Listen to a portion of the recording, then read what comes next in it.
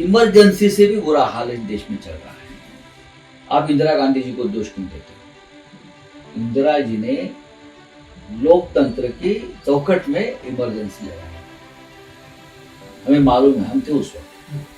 हाँ, आज ऐसा नहीं है। आज पूरा देश एक या दो व्यक्ति के कब्जे में लेने की कोशिश चल रही है। बस हम करें सो कायदा है। विश्वगुरु सिर्फ मालदीव से नहीं झगड़ा करते। मालदीव बहुत छोटा है। मालदीव से झगड़ने से आप विश्वगुरु नहीं होंगे। आपको चीन के साथ झगड़ना है, जो चीन हमारे देश में घुस है। आप विश्वगुरु तब बनोगे जब आप चीन से सीधी टक्कर लो। पाकिस्तान से कोई भी टक्कर ले सकता है, छोटा देश। आप जाओ, कश्मीरी पंडितों की घर वापसी का आपने वायदा किया था।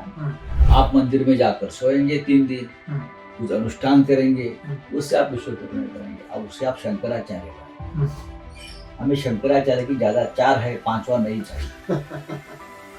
हमें 5वां नहीं चाहिए। 4 है, 4 पीठ है। हाँ, तो हमें 5वां नहीं चाहिए। हमें इस देश के लिए एक विजन वाला नेता चाहिए, पंडित नेहरू जैसे। मैं जेल गया, मुझे नहीं कहा कि आप माफी मांगो और छूट जाओ या आप पार्टी बदलो। मेरे घर वालों ने कहा कि झुको, हम घर संभाल लेंगे। हम सब, मेरा भाई बोला हम पार्टी में काम करेंगे। हाँ, ये भाग गए लोग, डरपोक लोग भाग गए मेरे वजह से।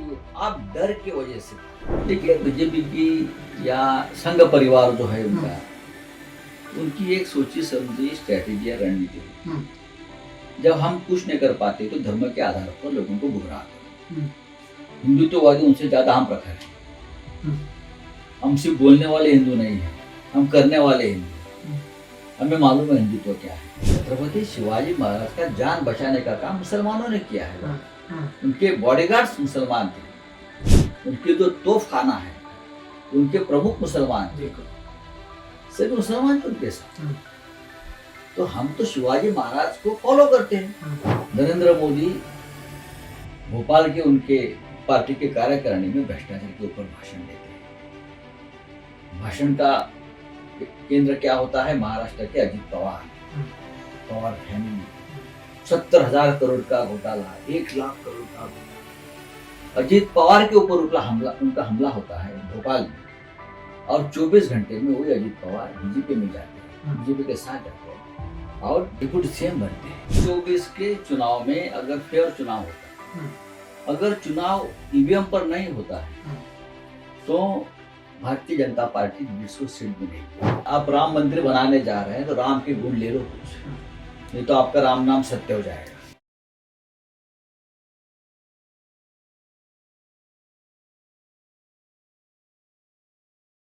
नमस्कार दोस्तों, आप सभी का मेरे इस YouTube चैनल में एक बार फिर से बहुत बहुत स्वागत है। दोस्तों, आज तक हमने कई सारे डायलॉग्स किए हैं, कई लोगों से बातचीत की है, लेकिन कभी किसी पॉलिटिशियन से हमने बात नहीं की है। देश की राजनीति पर बहुत बातचीत की है, और मैं चाहता भी था कि जो पहली बातचीत हो वो कुछ खास हो या ऐसे एक शख्स से हो जिससे समझ में आ सके देश के हालात के बारे में, राज्यों के हालात के बारे में, राजनीति के बारे में। और मैं बहुत खुशी के साथ कहना चाहता हूँ कि आज जो मैं इंटरव्यू करने वाला हूँ वो शख्स बहुत खास है। आज हमारे साथ जुड़ रहे हैं संजय राउत जी। सर, बहुत बहुत शुक्रिया हमारे साथ जुड़ने के लिए और समय देने के लिए। दोस्तों, शुरुआत महाराष्ट्र से इसलिए कर रहे हैं क्योंकि अगर इस देश की बात करें, 2024 में हम हैं, उत्तर प्रदेश के बाद दूसरा सबसे बड़ा राज्य अगर आप संख्या के आधार पर देखें तो वो महाराष्ट्र रहा है।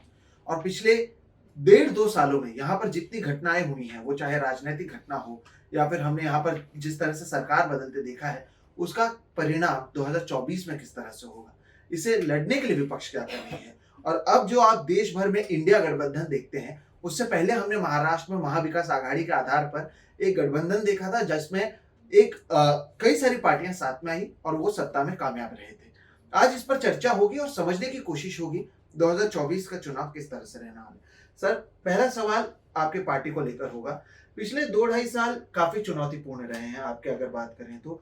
पहले आपके कई विधायक जो हैं वो अलग हो गए, उसके बाद हमने देखा कि यहाँ के जो राज्यपाल थे उस समय के, भगत सिंह कोश्यारी, उनको लेकर सुप्रीम कोर्ट की टिप्पणी, फिर उसके बाद चुनाव आयोग की टिप्पणी, फिर अब हाल ही में स्पीकर ने कहा कि जो शिवसेना है वो एकनाथ शिंदे की है। ये सारी चीजों को जो आप देखते हैं, आप किस तरह से इसे देखते हैं, खासतौर पर चुनावी साल में जब महाराष्ट्र के विधानसभा के भी चुनाव होने वाले हैं, लोकसभा के भी चुनाव होने वाले हैं और एनडीए की सबसे पुरानी पार्टी अब 2 टुकड़े में हो चुकी है और जिसके पिताजी ने यह पार्टी बनाई थी उसके बेटी को ही कहा कि यह पार्टी उनकी नहीं है। देखिए, यही तो भारतीय जनता पार्टी की खासियत है। भारतीय जनता पार्टी के पास अपना कुछ नहीं है, ना आइडियोलॉजी है, ना लोग है, ना खुद का स्ट्रक्चर है। वो एक तो दूसरे को तोड़ते हैं या हायर कर लेते हैं। हाँ। और जब बचा खुचा होता है वो राम या धर्म के आधार पर अपना काम चला लेते हैं। 10 साल से इस देश में यही हो रहा है और इस देश की जो संस्थाएं हमने बनाई थी इंडिपेंडेंस के बाद, स्वतंत्र, कॉन्स्टिट्यूशन, ये सब जो संस्थाएं हैं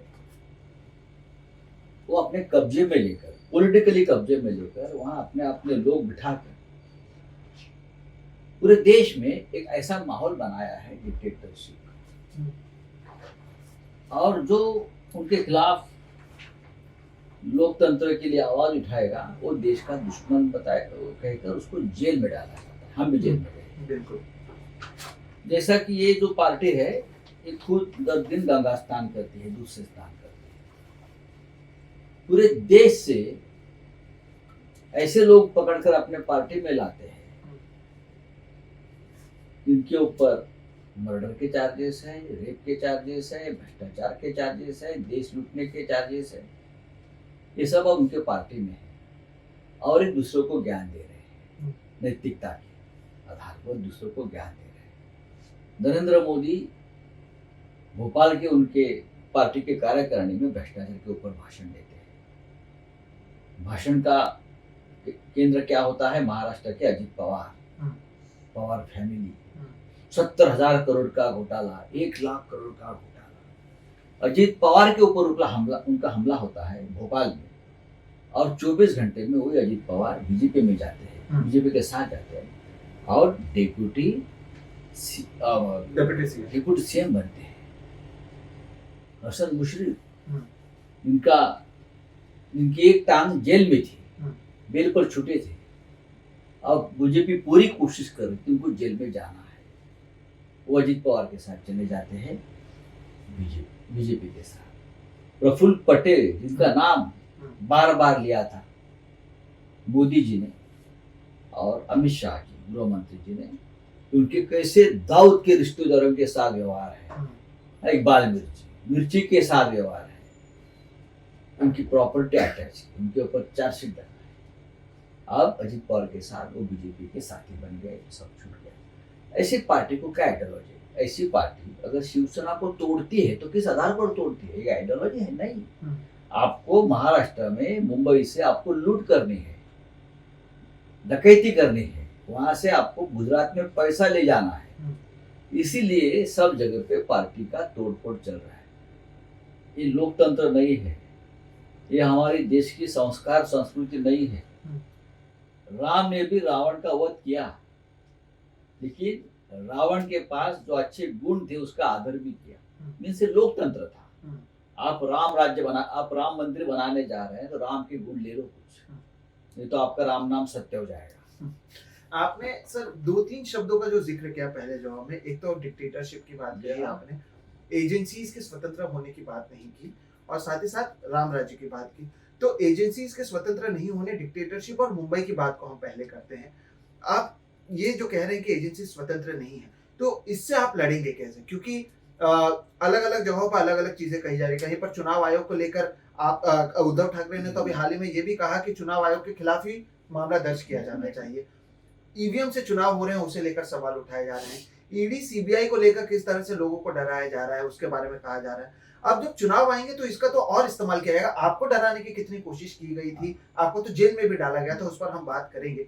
तो इन सारी चीजें, ये जो एक सिस्टम है वो तो एक पॉलिटिकल पार्टी जो है उसके साथ में रहने वाली है, तो इनसे भी तो आपका सामना होगा। आपका सामना केवल एक पार्टी से नहीं हो रहा है, इन लोगों से भी लड़ने की आपकी तैयारी है। देखिए, ये देश बहुत बड़ा है, ये देश बहुत महान है। ये देश ने ऐसे बड़े बड़े चंगेज खान के साथ लड़ाई की, हम्म। ये पहली बार नहीं है, देश लड़ रहा है या लड़ने की कोशिश कर, हम शुरुआत की। इमरजेंसी से भी बुरा हाल इस देश में चल रहा है। आप इंदिरा गांधी जी को दोष क्यों देते हो? इंदिरा जी ने लोकतंत्र की चौखट में इमरजेंसी लगाई, हमें मालूम है, हम थे उस वक्त। हाँ, आज ऐसा नहीं है।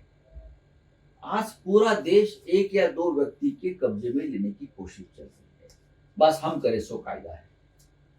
राज्यों को कोई अधिकार नहीं है, मुख्यमंत्रियों को अधिकार नहीं है, किसी, चाहे न्यायालय हो, चाहे इलेक्शन कमीशन हो, चाहे राजभवन हो, कोई स्वतंत्र बुद्धि से काम नहीं कर पाएगा और ना कर रहा है। देश में लोकतंत्र में पार्लियामेंट जो होता है उसे सर्वोच्च मंदिर कहा जाता है। देश की सर्वोच्च पंचायत अगर कोई होगी वो पार्लियामेंट है।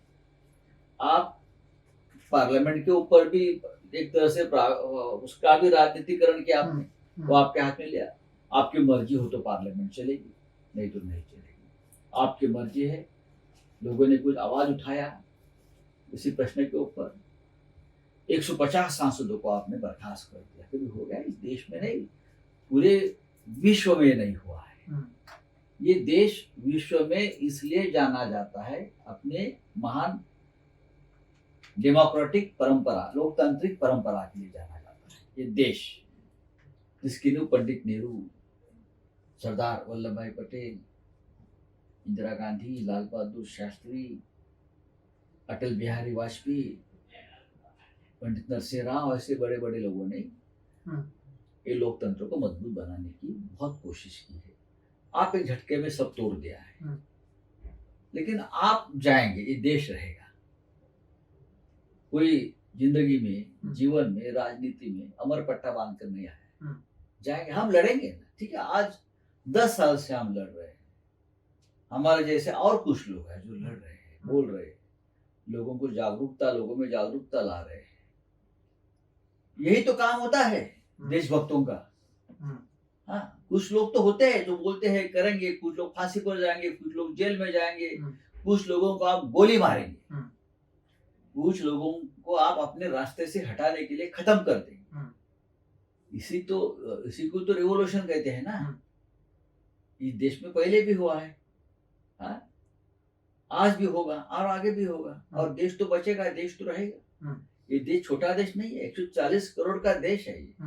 आपने रेवोल्यूशन की बात की, लेकिन वही तो उसी को रोकने के लिए खासतौर पर महाराष्ट्र में आप देखिए, पहले आपके पार्टी को तोड़ा गया, फिर एनसीपी को तोड़ा गया। जब आप लोग सत्ता में थे तब किस तरह से बताया कि यहाँ पर हिंदू खतरे में है, साधुओं की लिंचिंग हो रही है। गवर्नर ने पत्र लिखा था, उस समय के गवर्नर ने, जब उद्धव ठाकरे मुख्यमंत्री थे, कि मंदिरों को खोलो। लेकिन जब आप सत्ता में भी आएंगे तभी तो ये एक तरीके से जिस तरह से सताया गया या डराया गया, उसी का तो असर बाद में देखने मिला। तो वो महाराष्ट्र पर खास तौर पर फोकस किया गया और उससे शुरुआत की। महाराष्ट्र एक ऐसा राज्य है जहां मुंबई राजधानी है। मुंबई का महत्व है देश में और वर्ल्ड में as a financial capital of the country, और देश में भी उसके लिए पूरे विश्व में एक महत्व है। यहाँ बहुत बड़ी ट्रांजैक्शंस, इंटरनेशनल फाइनेंस ट्रांजैक्शन होती है, आर्थिक राजधानी बोले जाते हैं उसको। तो ये जो है उनकी बुरी नजर मुंबई पर है।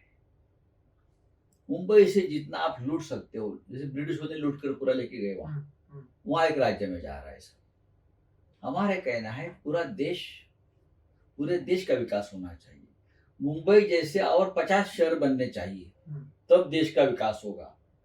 आप गुजरात को बनाइए, आप पटना को बनाइए, आप वाराणसी को बनाइए, आप लखनऊ को बनाइए, आप कलकत्ता को बनाइए, मुंबई जैसा उस लेवल का शहर, तभी विकास होगा। सिर्फ एक मुंबई नहीं देश का पेट पाले। ऐसे जब 50 शहर बनेंगे तो ही देश आगे जाएगा ना। आप विश्व गुरु है ना, आप प्रधानमंत्री जी अपने आप को विश्व गुरु मान, उनके जो भक्त है उनको विश्व गुरु बोलते हैं। विश्व गुरु सिर्फ मालदीव से नहीं झगड़ा करता है। मालदीव बहुत छोटा देश है। मालदीव से झगड़ने से आप विश्व गुरु नहीं होंगे। आपको चीन के साथ झगड़ना है, जो चीन हमारे देश में घुस गया है।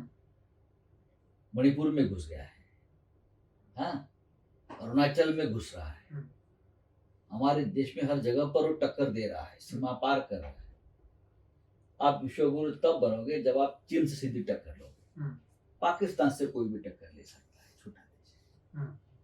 आप जाओ, कश्मीरी पंडितों की घर वापसी का आपने वायदा किया था, आप जाइए उनको वापस घर भेजकर उनका घर, उनका जो निवास है पंडितों का, वो दे दीजिए। आप हिम्मत है तो आप दे दीजिए।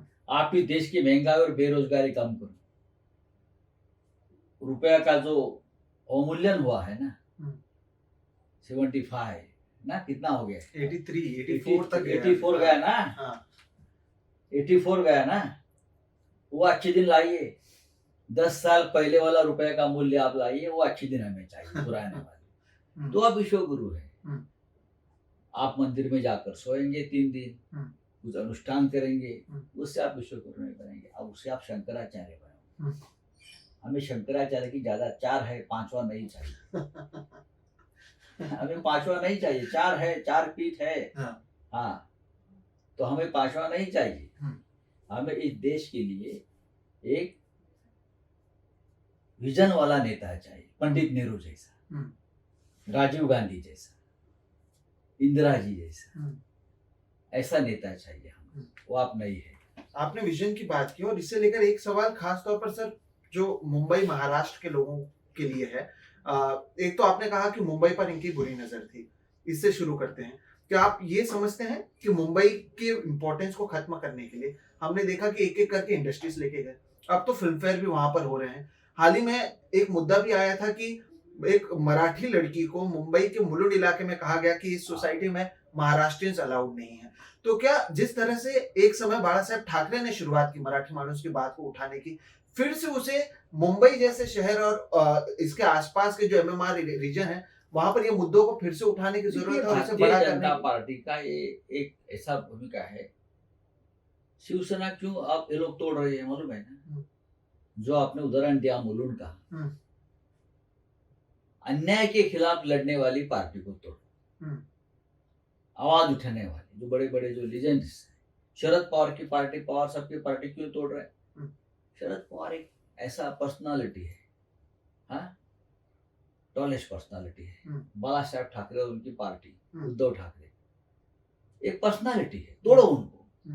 जो हमारे सामने खड़े रहने के काबिलियत उनकी नहीं रहेगी, तोड़ दो उनको, सबको तोड़ दो उनको। बस मायावती जी है, खत्म करो, कोई केसेस निकालो, डाल दो। ममता बनर्जी को फंसाओ, उनके फैमिली को, उनको खुद को। पूरे देश में यही चल रहा है, भगदड़, और कुछ नहीं है। देखो ईडी का काम क्या है, जो काला धन है आप उसको ढूंढो, स्मगलिंग है, ड्रग्स का पैसा है, आप उनके पीछे पड़ो। सबसे ज्यादा ड्रग्स का व्यवहार गुजरात में हो रहा है। मुंद्रा पोर्ट पर क्या हो रहा है, 3.5 लाख करोड़ का ड्रग्स वहां आता है, पूरे देश में वहां से डिस्ट्रीब्यूट होता है। महाराष्ट्र में सबसे ज्यादा आता है, पूरा सूत्र गुजरात में है, सेंटर पॉइंट गुजरात है। क्या ईडी वहां गई है क्या? मुंद्रा पोर्ट पर जाकर देखा है ये किसका है, सब कहां से आता है, पैसा कहाँ जाता है? उसकी जानकारी भी नहीं मिली। आगे क्या हुआ उसके बारे में, क्या हो गया आगे मुझे बताइए ना। हमारे पास 2, 4, 5 लाख रुपया है किसी के पास, तो ईडी दरवाजा खटखटाते हैं, हमें वो तो कितने बड़े गुनहगार हैं। और ये 3.5 लाख करोड़ का ड्रग्स मुंद्रा पोर्ट पर मिलता है, बार बार आ रहा है। अब तक किसी ने आवाज नहीं उठाया, ना ईडी ना सीबीआई, ना वो क्या NCB, narcotics control. Aryan Khan को पकड़ते हो ना, जाओ ना वहां, उनके बॉसेस कौन है देख लो, कहां तक उनके तार गए हैं देख लो, फिर पता चलेगा आपको मैं क्या बोल रहा हूँ। सर, तो आपने जो ईडी सीबीआई की बात की, उसी से तो डर कर लोग पाला बदल रहे हैं, लोग वहां पर जा रहे हैं, उनके ऊपर कार्रवाई खत्म हो जाती है। आप महीनों जेल में रहे, उसके बाद भी मैं जब आया था, मैं एक चैनल से जुड़ा हुआ था, आपसे बात की थी, तो उसका आपके फिजिकल टोल पर कितना असर पड़ा, आपके आंखों पर असर पड़ा था। इसके बावजूद आप क्यों बोल रहे हैं? सवाल ये भी उठता है कि एक ऐसे समय में जब सब लोग छोड़कर जा रहे हैं, आपके सामने भी तो एक इजी वे आउट था कि आप ये सब चीजों पर बात ना करें, और लगातार आप रोज सुबह बात करते हैं। शिवसेना की जो आइडियोलॉजी है वो एक तरीके से टेलीविजन चैनल्स और समाचार माध्यम के जरिए, आपके जरिए हर सुबह लोगों के घरों तक पहुंच रही है। तो एक इजी वे आउट ना लेते हुए, आप जेल में रहे, महीनों रहे, उसके बाद भी आप लड़ रहे हैं, अब भी बोल रहे हैं। जो लोग छोड़ के गए वो तो आप पर ही रिस्पॉन्सिबिलिटी डालते हैं कि आपकी वजह से छोड़कर गए, फिर भी आप क्यों लड़ रहे हैं? क्या आप जनता को देखिए, बताएं कि क्यों लगा कि लड़ना है? मैं डरपोक नहीं हूँ। हम्म, मैं डरा हुआ आदमी बनना नहीं चाहता हूँ, क्योंकि मेरी पूरी जिंदगी बाला साहब ठाकरे जी के साथ गई है। हम्म। मैंने बहुत जिंदगी देखी है, बाला साहब ठाकरे जी को बहुत करीब से देखा है। अगर हमारे जैसे लोग डर गए हम्म, तो मैं ये मानता हूँ मेरे पार्टी का क्या होगा, मेरे स्टेट का क्या होगा, समाज का क्या होगा और देश का क्या होगा। अगर सब लोग डर गए और डर जाते तो इस देश में चाफेकर ब्रदर्स, भगत सिंह, राजगुरु ये पैदा नहीं होते। हम्म, वो तो देश के लिए मरे हैं ना। आज भी देश को जरूरत है। शिवाजी पैदा होना चाहिए दूसरे के घर में, मेरे घर में नहीं। हम्म, ये नहीं चलेगा। मेरे घर के लोग बहुत मजबूत हैं। मैं जेल गया, मुझे नहीं कहा कि आप माफी मांगो और छूट जाओ या आप पार्टी बदलो। मेरे घर वालों ने कहा कि झुको मत, हम घर संभाल लेंगे, हम सब कुछ। मेरा भाई बोला हम पार्टी में काम करेंगे। हाँ, ये भाग गए लोग, डरपोक लोग भाग गए। मेरे वजह से क्यों? आप डर की वजह से भाग गए। आपने इतना पैसा जमा किया था, काला धन जमा किया तो बचाने के लिए आप भाग गए। आप ईडी के डर से भाग गए, और क्या है भागने का? पार्टी ने सब कुछ दिया था आपको ना। बिल्कुल। और क्या देती है एक पॉलिटिकल पार्टी, क्या देती है? ऐसे हजारों लाखों कार्यकर्ता होते हैं किसी भी पार्टी में जिसको जिंदगी भर कुछ नहीं मिलता। वो सिर्फ हमारा नारा देकर घूमते हैं हमारे पीछे, जिंदाबाद, उसको कुछ नहीं मिलता है। लेकिन आपको विधायक बनाया, आपको सांसद बनाया, आपको मंत्री बनाया, सब कुछ दिया, फिर भी आप छोड़ जाते, उसका मतलब आप डरे हुए लोग हैं। आप काबिल नहीं है राजनीति करने। आपको भी ऑफर्स आए थे या बोले थे कि बार बार आते ऑफर्स, अभी भी आते हैं, अभी भी आते हैं, अभी भी आते हैं, अभी भी आते हैं, क्यों ना आते हैं। ठीक है। तो इसके बावजूद आप बोल रहे हैं, ये बहुत बड़ी बात है। अब थोड़ी राजनीति के साथ बात करें। इंडिया गठबंधन में आप लोग एक अहम भूमिका निभाते हैं और इसे लेकर बार बार अलग अलग यहाँ पे बैठकें हुई। मुंबई में एक बहुत बड़ी बैठक हुई थी, लगातार जारी है। चुनाव के लिए कुछ महीने बचे हुए हैं, आप इन बैठकों में रहते हैं। हम जब समाचार में देखते हैं, मेन स्ट्रीम मीडिया में, तो वहां पर कहा जाता है कि कभी नीतीश कुमार नाराज हैं, कभी ममता बनर्जी नाराज हैं। सच्चाई क्या है लोगों को अगर आप बता सकें, क्या वाकई नाराजगी है, क्या बहस होती है, या सब एक साथ में है, क्या हो रहा है? देखिए, नाराजगी नहीं है, बहस होती है। एनडीए में जब हम एनडीए में काम किया है, जॉर्ज फर्नांडिस साहब कन्वेनर थे, अडवाणी जी चेयरमैन थे। उस वक्त भिन्न विचारों के लोग एनडीए में थे और अपनी बात अपनी तरीके से रखते थे। रामविलास पासवान का राम मंदिर को विरोध था। डॉक्टर अब्दुल्ला की पार्टी भी थी एनडीए में, 370 को विरोध था, कॉमन सिविल कोड को विरोध था। फिर भी चले ना हम लोग, इतने साल से चले, यहाँ भी चलेगा। यहाँ एक कॉमन मिनिमम एजेंडा जो हमारा है वो कि डिक्टेटरशिप के खिलाफ हमको लड़ना, नहीं तो देश खत्म हो जाएगा। देश की जो नींव है डेमोक्रेसी, लोकतंत्र, वो खत्म हो जाएगी। तो सभी का एक मत है, चाहे कुछ भी हो, हमको एक साथ रहना है और लड़ना है। लेकिन क्या आप लोगों की तैयारी है? क्योंकि इस बार की लड़ाई केवल नरेंद्र मोदी के चेहरे पर नहीं है। बीजेपी जिस तरह से माहौल बना रही है, घर घर पर अक्षत भेजे जा रहे हैं, ऐसा बताया जा रहा है कि राम मंदिर उन्होंने ही बनाया हुआ है। तो उससे भी तो आप लोगों की लड़ाई है, तो ये लड़ाई कैसे लड़ेंगे आप? देखिए, बीजेपी की या संघ परिवार जो है उनका, उनकी एक सोची समझी स्ट्रेटेजी या रणनीति है। जब हम कुछ नहीं कर पाते तो धर्म के आधार पर लोगों को गुमराह करें। हिंदुत्ववादी उनसे ज्यादा हम प्रखर है। हम सिर्फ बोलने वाले हिंदू नहीं है, हम करने वाले हिंदू है। हमें मालूम है हिंदुत्व क्या है। हमने कभी हिंदुत्व का राजनीतिक प्रयोग नहीं किया है। जब करेंगे तो उनको भागना पड़ेगा। आज पूरे इंडिया ब्लॉक में हमारी एक पार्टी है जो प्रखर हिंदुत्ववादी है, और वो ही काफी है। इसलिए हमको डरते हैं। वो लोग हमसे डरते हैं इसलिए हमारे पार्टी का तोड़ने का जो प्रयास किया है इसलिए किया है कि हमारे सामने एक भी हिंदुत्ववादी पार्टी नहीं रहनी चाहिए, जो हम करेगा वो हिंदुत्व है। बिल्कुल। इसलिए हमको तोड़ा है, क्योंकि क्योंकि हम नहीं टूटेंगे। क्योंकि राम मंदिर का मुद्दा राम आप अभी मंदिर से का नहीं उठाते रहे हैं, हम बहुत तो पहले से इसलिए उठाते हमको वो डरते हैं हमसे। जब हाँ। हम उठाएंगे, हाँ। हम बोलेंगे तो उनके पास जवाब नहीं। देखिए, आप तो उनका इस तरह से जब वो कहते हैं सर कि ये मंदिर या उस समय जो सारी चीजें हुई वही रिस्पॉन्सिबल थे, उन्होंने ये पूरा मोर्चा लिया, तो इसका जवाब आप किस तरह से देते हैं? आप लोगों के हिंदुत्व पर भी सवाल उनका उठाया। जवाब जो है अटल जी ने दिया है, उनका जवाब अडवाणी जी ने दिया है, और उनका जवाब सुंदर सिंह भंडारी देकर चले गए कि वहाँ बीजेपी नहीं थी, वहाँ शिवसेना थी। ये अटल जी ने कहा है, अडवाणी जी ने कहा है, और सुंदर सिंह भंडारी तो बाबरी टूटने के बाद जो वक्तव्य उनका रिकॉर्ड पे है वो सबसे बड़ा एविडेंस प्रमाण है। इंडिया गठबंधन में सर एक तरफ बात की जाती है सेक्युलरिज्म की, कई ऐसे पार्टीज हैं जिन्होंने कहा कि religion is something that is your own personal belief, और उसके वजह से वो नहीं जा रहे। दूसरी तरफ आप हैं जहां पर आप खुलकर कहते हैं कि हम हिंदुत्ववादी पार्टी हैं लेकिन सेक्युलर भी हैं, तो किस तरह से ये साथ में जाती है? वो होना ही सेक्युलर होना है। छत्रपति शिवाजी महाराज सबसे बड़े सेक्युलर थे। हम उन्हें हिंदवी स्वराज्य संस्थापक बोलते हैं। हिंदुओं का पहला राज्य स्थापन किया। उनके सेनापति मुसलमान थे, उनके कैबिनेट में मुसलमान थे, उनके अंगरक्षक मुसलमान थे। मतलब यह है कि वो सेक्युलर थे, विश्वास रखते, जो अपने देश, अपने वतन, अपना स्वराज्य के लिए हमारे साथ है, उनको साथ रखना है। यही सेक्युलरिज्म है ना। धर्म के आधार पर शिवाजी महाराज ने कभी भेदाभेदी नहीं की है ना। मैंने कहा ना, छत्रपति शिवाजी महाराज का जान बचाने का काम मुसलमानों ने किया है। उनके बॉडीगार्ड्स मुसलमान थे, उनके जो तोफ खाना है उनके प्रमुख मुसलमान थे, सभी मुसलमान थे उनके साथ। तो हम तो शिवाजी महाराज को फॉलो करते हैं। हमारे तो छत्रपति शिवाजी महाराज सबसे बड़े आदर्श है ना हिंदुत्व के। उनके आगे कोई है क्या? और इसका एक वीडियो भी आया था जो हम दिखाएंगे कि उरूस का जलसा निकल रहा था।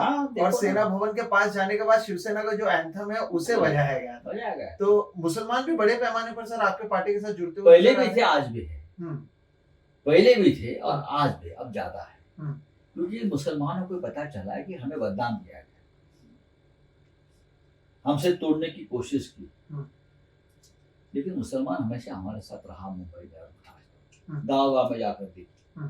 महाराष्ट्र पर बात है, मेरे आखिरी कुछ सवाल है। एक ये, क्या महाराष्ट्र के जो 48 सीट हैं उस पर बीजेपी की नजर तो है, क्योंकि उन्हें पता है कि केवल उत्तर प्रदेश से चलेगा नहीं, बाकी जगहों पर वो परकुलेट करने की कोशिश कर रहे हैं। इस बार आप लोगों का प्रदर्शन आप किस तरह से देखते हैं? महाविकास आघाड़ी की 3 पार्टियां हैं, प्रकाश अंबेडकर की जुड़ने की बात हो रही है। 48 में से कितने सीटों पर आप लोग कॉन्फिडेंट हैं कि आप लोग आएंगे या आप लोगों का प्रदर्शन अच्छा होगा? देखिए, हमारी महाविकास आघाड़ी का गठबंधन महाराष्ट्र में सबसे मजबूत है। India bloc, Congress, NCP, Shiv Sena, तो छोटी मोटी बातें होती है, अलग अलग विचारधारा के लोग एक साथ आते हैं, लेकिन हमको लड़ना है। हमने सरकार चलाया है 2.5 साल और परफेक्ट ठीक चलाया सरकार उद्धव जी की लीडरशिप में। प्रकाश अंबेडकर जी हमारे साथ है और रहेंगे, मुझे पूरा विश्वास है। वो भी नहीं चाहेंगे कि डॉक्टर बाबा साहब अम्बेडकर का संविधान जिस तरह से तोड़ा मोड़ा जा रहा है उनके साथ हो जाए, उनको मदद हो। नहीं, राजू शेट्टी जी भी हमारे साथ रहेंगे ऐसा मुझे लगता है, क्योंकि बातचीत चल रही है। तो सीट शेयरिंग मेरिट पर होगा और हो रहा है। ऐसा नहीं कि हो गया ना, हो रहा है, ठीक से हो रहा है। और जल्द ही उस बारे में जो फॉर्मूला है आ जाएगा सामने। लेकिन आप लोग कॉन्फिडेंट हैं कि आप लोगों का प्रदर्शन यहाँ पर अच्छा रहेगा? 100% हम 40 सीट जीत रहे। 40 सीटें, 48 में से 40 हम जीत रहे। सर, आप लोग ये एक ऐसे समय में आपने ये दावा किया जब आपके पार्टी को लेकर तो कई सारी चीजें सामने आई हैं, शरद पवार की पार्टी को भी तोड़ा गया, उन्हें लेकर भी हाल ही में जल्द ही डिसीजन आएगा। इसके बावजूद आप लोगों को लग रहा है कि जनता आपके साथ में है। शरद पवार से आप क्योंकि बहुत करीबी हैं तो आपसे भी पूछना चाहेंगे, उनकी मनोस्थिति क्या है? उनके भी तो पार्टी के साथ ठीक वही हुआ जो आपके पार्टी के साथ। बात ऐसी है कि ये जो हो रहा है, चाहे शिवसेना हो, चाहे राष्ट्रवादी कांग्रेस, एनसीपी, ये महाराष्ट्र को रिप्रेजेंट करने वाली पार्टी है। बाला साहब ठाकरे जी हो या शरद पवार हो, ये महाराष्ट्र के 2 टॉलेस्ट लीडर रहे हमेशा, और लोग उनके साथ हमेशा रहे और रहेंगे। और बीजेपी की ये एक हमेशा दर्द रहा कि उनके लेवल का कोई लीडर्स वो महाराष्ट्र में नहीं बना पाए, न देश में बना पाए। तो उनके पास जो पावर है उसका गैर इस्तेमाल करके ये सब हो रहा है। शरद पवार साहब आज भी इस उम्र में भी स्ट्रांगली लड़ रहे हैं, वो सबके लिए आदर्श है।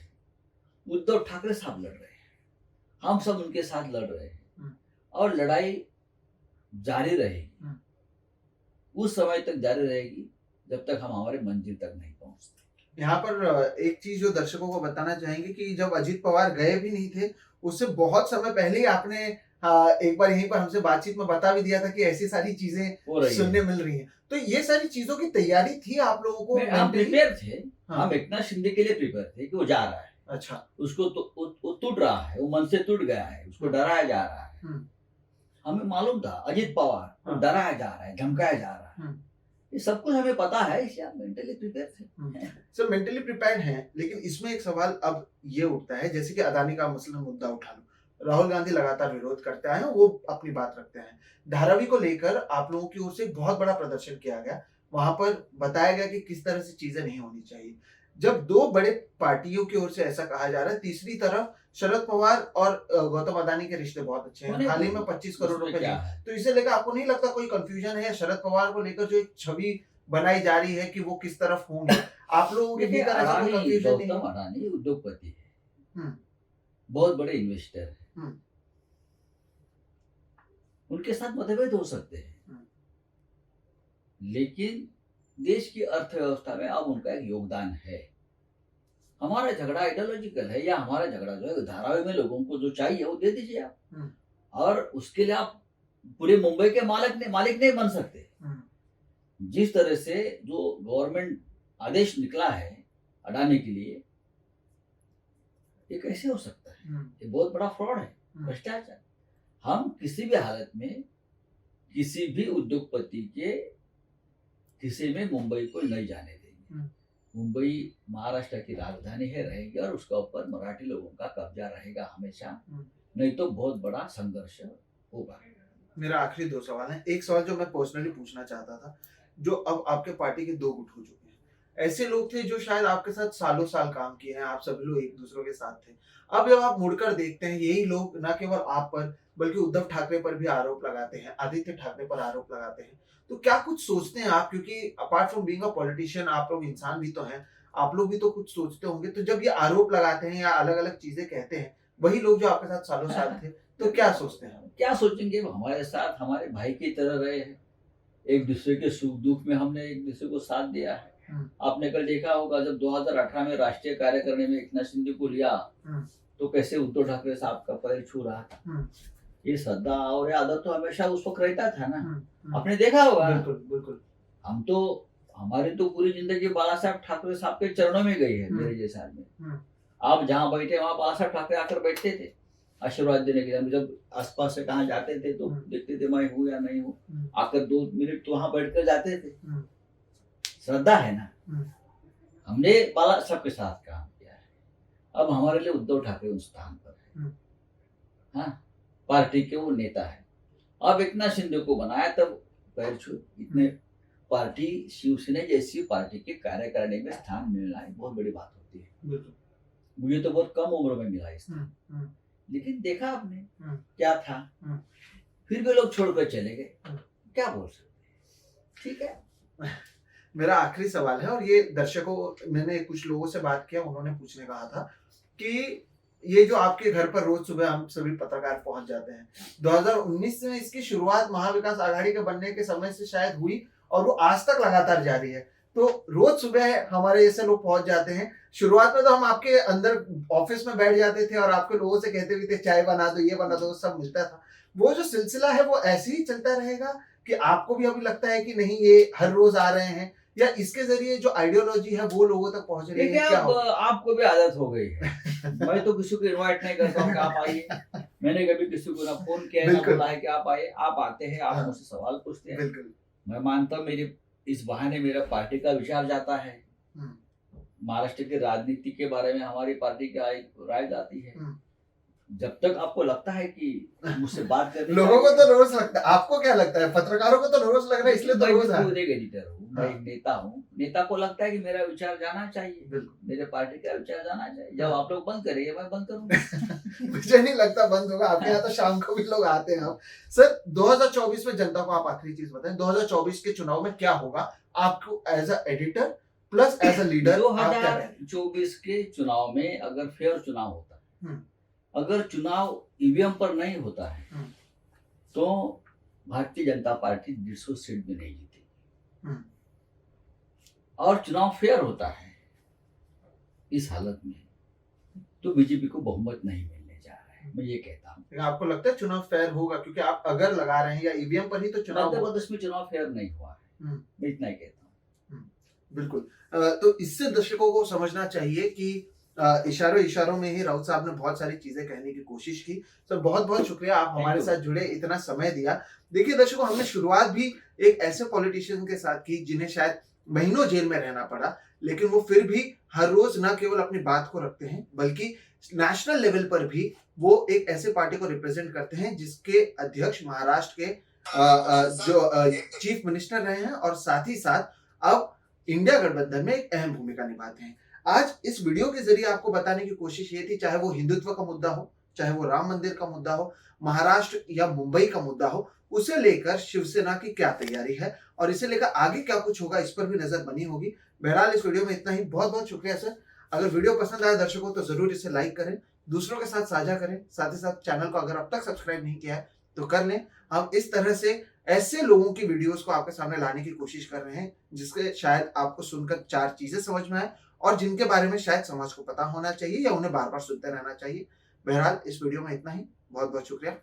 नमस्कार।